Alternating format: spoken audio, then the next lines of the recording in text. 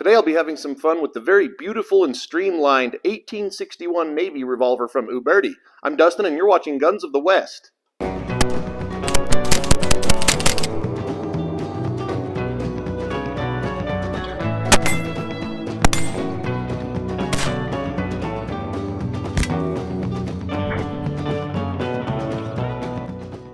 Now, of course, I will be getting out to the range in this video to see how this gun shoots, both with loose powder and ball, and also with paper cartridges. And of course, those cartridges are easily made with the Guns of the West paper cartridge kit, and there's a link to that right in the video description down below. But before we do all that, let's just have a good look at this revolver. Well, here's a nice close-up look for you at the revolver, just so you can see its features. Being a Navy revolver, it is a 36 caliber, as you can see by the straight wall cylinder. Still has that nice naval battle engraving on it, just like the 1851 Navy and the 1860 Army. Uberti did a great job with this one. There are no unsightly markings on the barrel like Pieta puts on there. And don't get me wrong, Pieta makes good guns, but it's always bothered me that they mark the barrels up. Uberti puts their own marks down on the bottom where they can be hidden by the loading lever, so the gun looks much more historically correct. This one has a great blue job on it, and I really hope that the camera is doing justice on that. And speaking of bluing, you'll notice that this one does not have any brass on it. Normally, the trigger guard assembly would be brass, as with the back strap. This one is all blued steel, and my understanding is they were made both ways historically, but I imagine most of them had brass.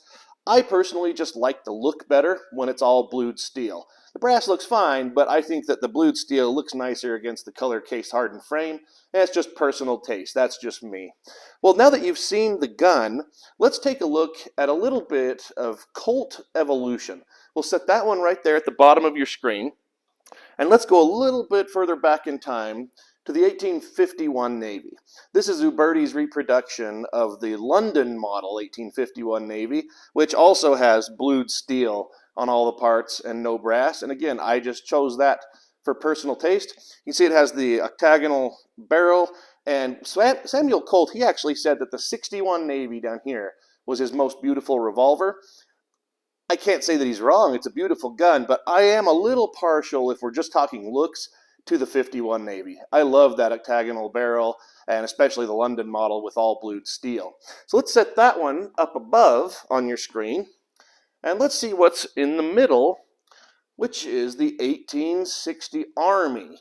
You can definitely see how some evolution took place here, and I'm just going to set this down in between so we can have a look at all three of them for a moment.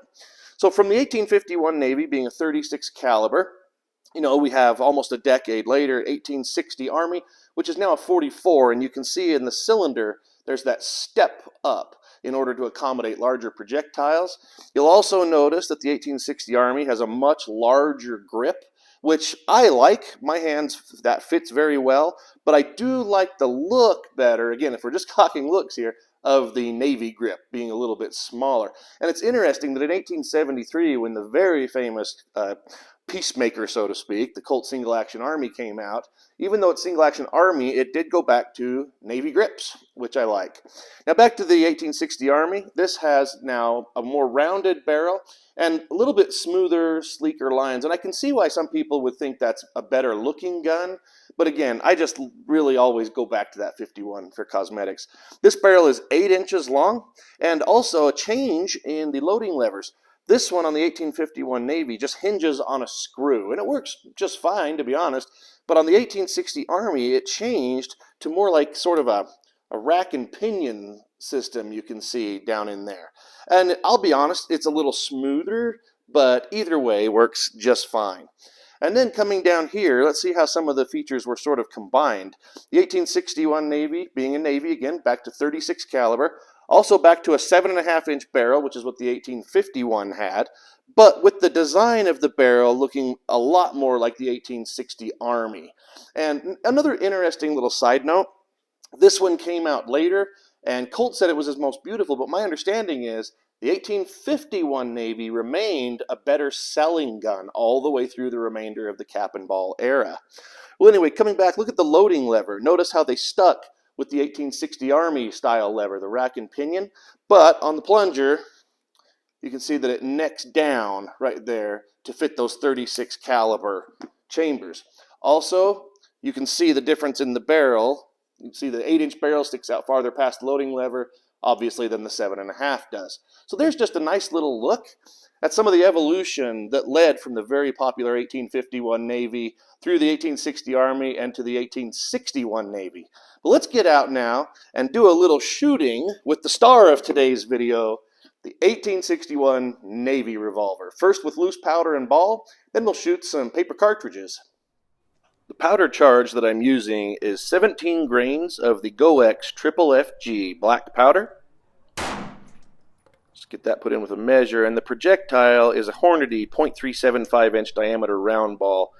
I'll get that pushed down in using the loading lever, and then I'll just repeat that all the way around. Now I'm just adding some of the Guns of the West bullet lube over the tops of each chamber, and if you're interested in that, you can find that in the description down below as well. And I'll just repeat this all the way around.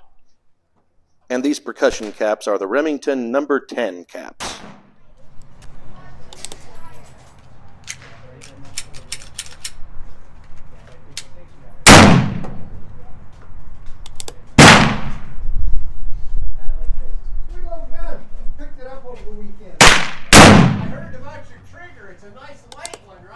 Not this one. Yeah, this one's about 12 pounds. So Mark, I got a 1022 I bought probably 50 years ago.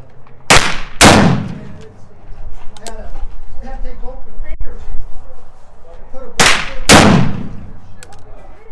And it's about 3 pounds now. That misfire actually ended up being a bad cap jam that went on later to give me a lot of trouble while shooting the paper cartridges.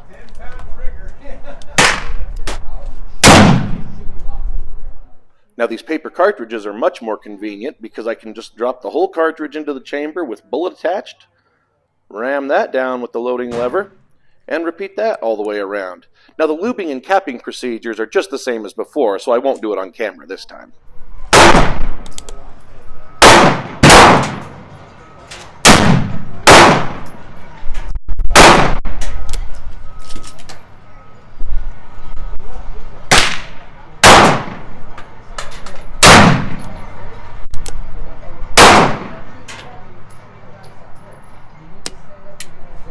This was actually caused by that same first cap jam, and you'll notice it gave me a lot of trouble continuing on until I finally found it wedged down between the hammer and the frame and got rid of it.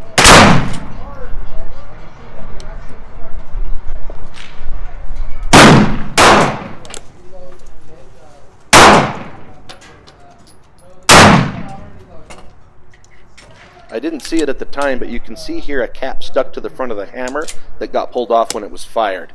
I think switching out these factory nipples for slick shot nipples is going to help a lot with this problem, as it has on some of my other revolvers.